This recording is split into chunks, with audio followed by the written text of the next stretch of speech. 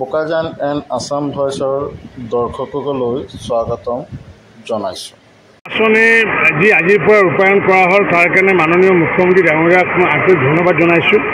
আৰু ধন্যবাদ জনাইছোঁ এইকাৰণে যে আমি দেখিছোঁ যে বিভিন্ন অৰ্থনৈতিকভাৱে দুৰৱস্থ যিসকল ব্যক্তি সেইসকল ব্যক্তিয়ে নিজৰ ছোৱালীগৰাকীক কলেজত বা ইউনিভাৰ্চিটিত পঢ়াবলৈ অকণমান অনীহা কৰে। স্বাভাৱিকতে যিহেতু ২,০০০ টকা আজি গুৱাহাটী ইউনিভাৰ্চিটিত যদি পঢ়িবলৈ যায় মিনিমাম ২,০০০ বা ২,৫০০ টকা যিহেতু খৰচ হয়, তেনেকুৱা ক্ষেত্ৰত বহুত তেনেকুৱা মই গাৰ্জেন দেখিছোঁ যিটো পঢ়াবলৈ ইচ্ছা নকৰে বা ছোৱালীগৰাকীয়ে পিতৃ মাতৃক ডিষ্টাৰ্ব কৰিবলৈ ইচ্ছা নকৰে।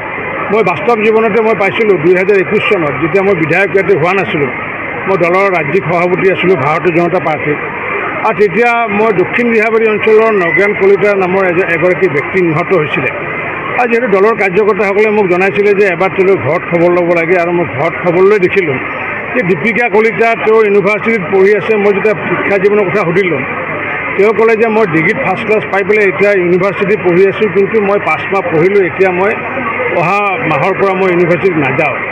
আৰু কাৰণটো সুধিছিলোঁ, কাৰণটো সোধোতে তেওঁ মোক দীপিকাই কৈছিলে যে দেউতাই ১,০০০ টকা বিভিন্ন ধৰণৰ সংগ্ৰহ কৰি পেলাই পঠায়।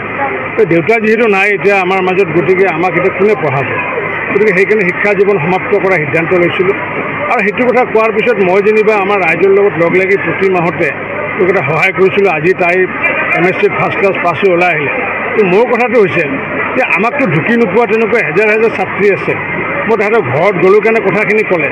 গতিকে সেইসকল ছাত্ৰীৰ কাৰণে আজি মুখ্যমন্ত্ৰী ডাঙৰীয়াই যি নিযুত মইনা আঁচনি ইণ্ট্ৰডিউচ কৰিলে, চাইকেল স্কুটি দিয়ে এইবোৰ কাৰোবাক লাগাকো দিছে, নালাগাব যাক প্ৰয়োজন নাই তেওঁলোকেও পাইছে।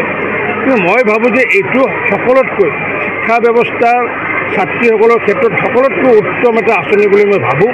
বিশেষকৈ দুখীয়া যিসকল আমাৰ অভিভাৱক আছে তেওঁলোকে বিভিন্ন ধৰণৰ সকাহ পাব।